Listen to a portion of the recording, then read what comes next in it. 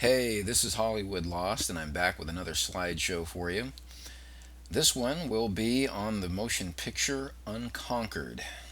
The film was released by Paramount Studios in 1947, starred Gary Cooper as Captain Christopher Holden, Paulette Goddard as Abby. It even featured Ward Bond, who was John Wayne's good friend. Boris Karloff was also in the film, as well as Catherine DeMille. That's Cecil B. DeMille's adopted daughter, who obviously Cecil B. DeMille directed the film. The film was shot in Idaho and Pennsylvania, as well as on the Paramount back lot. Now, there's some interesting backstory about that particular film. One of which is that the film went almost $400,000 over budget, which, as you can imagine, in that time frame, back in that era, that was a lot of money for a film to go over budget. It was pretty ambitious. The film featured over 4,000, between 4,000 and 4,500 costumes alone. Pretty ambitious film for the time period. Gary Cooper actually made $300,000 for starring in the film, and that was twice his normal rate. The film also marked the 20-year anniversary of Gary Cooper being a contract player for Paramount Studios. And ironically, it was his last film for Paramount Studios. So that's pretty interesting all the way around. I'm going to walk you through these pictures, and I don't know a whole lot about this film, but these are some pretty interesting pictures. And let's start with number one. Okay, here we go. Unconquered, Paramount Studios, 1947. This first picture is, well, Gary Cooper and Paula Goddard. Gary Cooper seems to be digging a grave there. I don't know much about this film, so I'm just kind of rolling with you guys. I know a lot more about the pictures themselves. As you might have learned in some of my other videos, these pictures were salvaged from Paramount Studios. They're very old. I mean, the film was released in 1947, and they were subsequently thrown out and recovered and added to my collection. Lucky me, huh? Well, here's another picture of that was Gary Cooper once again, and look at this. Here's evidence of the budget of this show. Everything they did on it was top notch. I mean, look at the rigging on the ship and how authentic everything looks. This is all done in a soundstage in Paramount Studios. There's a backdrop back there in the back to make it look like it's outdoors. Here's another shot. Also, I believe, yes, this was in a soundstage also. They had a couple stages over at Paramount, and they had an outdoor there at Paramount where they could actually flood the channel there. It's actually, they use it for a parking lot. I've parked in it, but it also doubles for a lake or a stream or whatever. Here's a nice shot here. You get an idea there. Look at all those old lights. Boy, if those lights could talk, imagine what they could tell you. This is another rescued photo from the early days. Let's see if this next one is. Oh, here we go. Little meeting there. Got the man himself there in the middle. And once again, not real familiar with this film, but as I said before, there was almost 4,500 costumes used in this film. That's pretty outlandish. There's another shot of Paulette there, and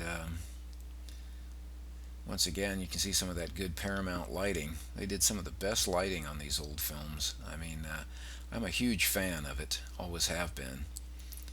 Watching these old movies is probably what got me in the industry over 30 years ago. Here's an outdoor. Don't know, couldn't tell you really. Looking at that, looking at those clouds in the background, that could be a background painting. Paramount Studios had some of the very best background painters in the business. That very possibly could have been done on a soundstage. Here's an interior. Oh, there he is. He makes an appearance in pretty much everything. That's Cecil B. DeMille standing there on the left, and he looks happy about what he sees there. Once again, some excellent lighting inside that room. Cecil looks like he's good with it. Let's see what we got on this next one here. Here's some more good lighting. Wow, look how even that is and how well it is and how it's shadowed properly in the right areas. Once again, you get an idea of some of the wardrobe they had there. They spared no expense on wardrobe on this film. Let's see. What do we have on the next one here? Looking. Here we go. Well, look, another council going there. Once again, beautiful Paramount lighting. You can see the notes up above. Interior ballroom. Commandant's office. Somebody wrote, these were continuity shots, so somebody was handwriting up on top, scene numbers and production numbers. Here's another one. That's his character name, and that's his bedroom for Gary Cooper. Once again, this is a continuity shot. You can see the slate in the shot. No privacy at all for anybody in this show, I guess. Let's see what the next one here looks like. Up, war. Isn't it inevitable? Cannons, guns. Looks like they're actually lighting the fuse in that picture. I see some smoke there. So this must be like the beginning of the war, and they're getting ready to start killing and maiming and all that. And if you look very closely, it looks like the back of that was a painted backdrop. Actually, those people weren't real back there. Here's the aftermath.